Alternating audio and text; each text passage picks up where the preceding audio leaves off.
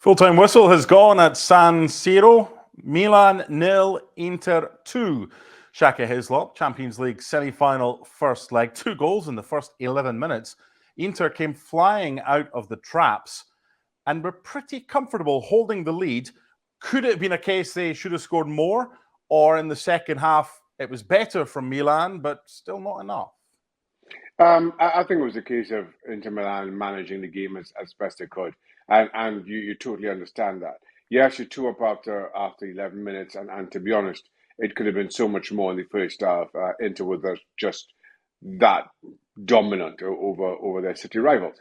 But in the second half, and the old cliche that I always use about these two-legged ties is you can lose a two-legged tie in the first 90 minutes, but you can't win it. So you've got to manage that game, manage the tie over 180 minutes. And I thought that's what Inter Milan did in the second half. If anything came, yes, they did happily take it. And given how poorly Milan defended in the first half, you could understand that approach from Inter as well. But I to your point, Mark, I do think Milan were better in the second half, especially when Origi came on and provided some width, some running at Inter's defense. But truth be told, Onana hardly tested, and it was a comfortable day. That maybe had this been a one-off, had this been a Serie A game, you could have said it could have been so much more. But if you're Inter, you're more than happy to take that 2-0 lead into the second leg. I want to bring in Gab Marcotti from ESPN FC. And Gab, when the team sheet came out and no Rafael Leao, we kind of got a sense of that throughout the day. There was the suggestion he's not going to be involved. When it was made official, that's a huge boost for Inter right there. However, if he's back for the second leg, we've seen some funky things happen in second legs of the Champions League. Is it a case of Milan will only have a decent chance of pegging this one back if Rafael Leao is available for the second leg? No, I mean, I think they'll have a chance regardless, Mark. This is still a derby. It's still going to be a different atmosphere. This is still Inter, right, who have a capacity for self-destruction second to none, I think, in the history of football. Even greater than Spurs, in fact. But obviously, Milan are a much, much better team with Rafael Leao. Not just for the stuff he does, because obviously he's got the one-on-ones, he's got the moments of magic, but also just for the threat of what he might do. He forces you to defend differently when he's on the pitch. You know, Salamakers is extremely quick, but obviously he does not have the technical ability of Leao. Brahim Diaz may have the technical ability, but he's not going to have the quickness. And so it's just a different dimension, a different package when he's not there. Edin Dzeko's opener, Mkhitaryan second, 2 goals in 3 minutes. Inter 2-0 up inside 11 minutes, Gab. What surprised you most about the way Inter started and the way that Milan started or didn't get out the starting blocks? I think with Inter, it was the directness didn't surprise me that much because we've seen them do that under Simone Inzaghi. I think it was more the way how easily the moves came off. You know, how decisive and kind of front foot they were really from the start. Milan to me simply looked frankly unprepared. And you know, those two at the back, Tomori and Simon Kjaer. Kjaer's been injured. Tomori's not had a great season at all. And I think, you know, in a game like this, you know, you make mistakes early, it tends to pile onto you and it tends to affect you later in the game, even though you do your best not to let it affect you. This penalty incident, it was given by Jesus Gil Manzano, the Spanish official. Get both your takes here. I want to start with you first, Shaka, because we're told it has to be a clear and obvious error for it to be overturned. Look, it's a soft penalty. I get that. But is it a clear and obvious error because there is some sort of contact? What do you reckon, Shaka?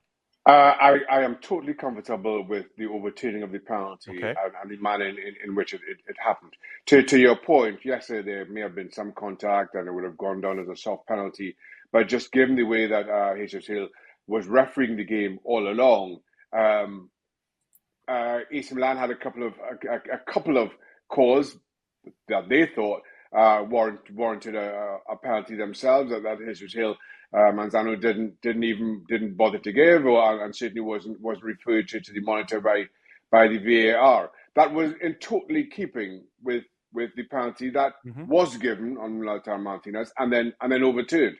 So while yes, you can make the argument that there was contact, and I am never a fan of this clear and obvious kind of directive, I guess, shall we call it? I'm not sure. I find that pretty empty, in all honesty.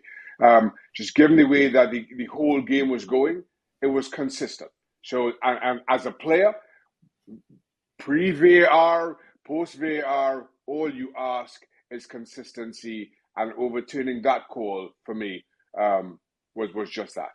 It's the inconsistency of different games, Gab, because sometimes that's not going to be looked at by, well, it's going to be looked at by VAR, but it's not going to be suggested that the referee comes over. Other times, like today, then this happens. Okay. Ultimately, what we want was the right decision adhered to. Did we end up with the correct call of no penalty, or should it just have been left alone with the referee on the field? Because we do not re-referee games with VAR, and that's crucial. Well, all right, so a couple of things. First of all, I think any normal person will say that is a penalty. That is not a penalty every day of the week, and certainly not in the context of, as Shaka mentioned, of how he was officiating the game. So the most important thing is he got to the right decision. Secondly, and here I blame, I'm so tempted to name names, but I won't because he's a nice guy. There's a slew of ex-referees who make a living going on television talking about these decisions. And especially here in England, they're obsessed with this clear and obvious benchmark. That is not the only parameter to decide whether the referee can go and have an on-field review. The other parameter, very simply, and it's very clearly in the rules, is the referee can say, hey, I'd love to take another look at that because this is a big call. And you know what? This whole thing with re-refereeing games, it's not the VAR who makes a decision. It's the referee. Correct. And I don't have a problem with the referee thinking, okay, I'm not 100%. I want to get this decision right, which is the single most important thing. I am going to decide to look at this again. So we don't know what the dialogue was between Gil Manzano and the fourth official, but UEFA do, and they'll look at this. And it's entirely possible that, the VAR, I'm speculating, I believe it or not, I did not hack into their comms, but it's entirely possible that, the fourth official, the VAR said, hey, what'd you get the penalty for? And he said, their legs got tangled. And then he says, no, they didn't. There was a push, but we're not sure about that. And he says, wait, let me see it again. I want to get this right. Because when you see it in real time, it does look as if possibly their legs get tangled. I mean, the way he goes down is consistent with that. Obviously, we know the contact was on the push. So just repeating endlessly, clear and obvious. What the heck does it matter? It matters that he got the right decision, right? This is a clear, I think it was an error. If he was looking at the wrong thing and he gave it for something else, then by all means, he should look at it. I think clear and obvious applies. Remember back in the olden days in England when they first introduced it and they said, let's not have on-field reviews. Let's just have the VAR overrule thing. Well, there it's necessary to have clear and obvious because I don't want the VAR, who might be some Burke who doesn't know how to use a monitor, like some of the early VAR referees we've had in the Premier League. I don't want him re-refereeing the game. But in these situations, I think it's completely different. So I have no problem. I think generally, Gil Manzano refereed the game very, very well. Couple calls later, maybe you can debate a little bit, but this is how we want it. We don't want the guy blowing up for a foul every 5 minutes. We want honest play. We don't want indiscipline. And I thought the officiating was good. Okay, Gab, I know you've got to go shortly, so we'll get one more question to you. We're going to bring in James Ollie in a minute. He's at San Siro right now, but it is still a little bit noisy, and I know you've got ESPN FC duties, Gab. So let's quickly, for you, look ahead to the second leg in 6 days' time. if you're Stefano Pioli, how do you approach this game? Let's assume that Rafael Leao is playing. What do you do to try and get at least one of the goals back, maybe nice and early, to give yourself a chance? So I think the single most important thing is, and we're still kind of infected by our mentality from before of kind of the the away goals rule. There is no away goals rule, right?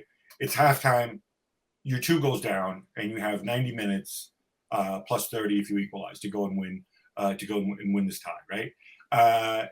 And so I think that's the mentality you have to adopt, and that doesn't mean that you're going to go out and attack from the first minute necessarily. It might mean that you pick your spot. So that said, I would expect him.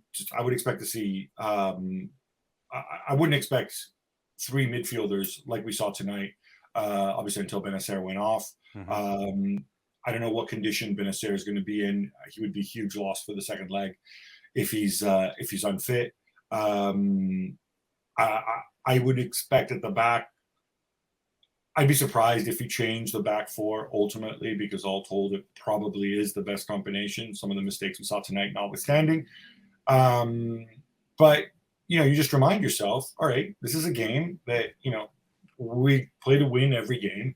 And this one, instead of scoring 1 goal, we just need to win by 2 goals. We can go out and we can do this. And I think they can do it. I don't think that there is I said before, Inter have been playing better for some time now, but there isn't a massive gulf between these two. And if Leao doesn't make it, then maybe we'll see something creative. Divock Origi, who I've absolutely hammered for a long time, when he came on, and he came on in a wide area, he was more effective. You'd almost think that, when he did do good things for Liverpool, and it was mostly in Europe, and it wasn't that often in his time here, but when he did do good things, it were really good things, he was often operating from wide areas. So, maybe that's a different look that you give them in the second leg if Leao's not fit, obviously. I don't want to see Origi playing at center forward for Milan, ideally, ever again in my lifetime. But on the wing, fine. There are different. This is where I think Pioli can earn his bacon, being creative.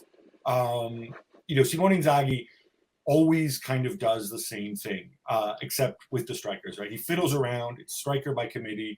He always makes the same changes right around the same minutes. And he says, this is how we're going to play, and we're just going to be better than you with our plan A. Pioli, I think it's up to him to be a little more flexible in this return leg, because obviously he's the one who's 2 goals down. Thanks so much for watching ESPN on YouTube. And for more sports highlights and analysis, be sure to download the ESPN app. And for premium content and live streaming, subscribe to ESPN Plus.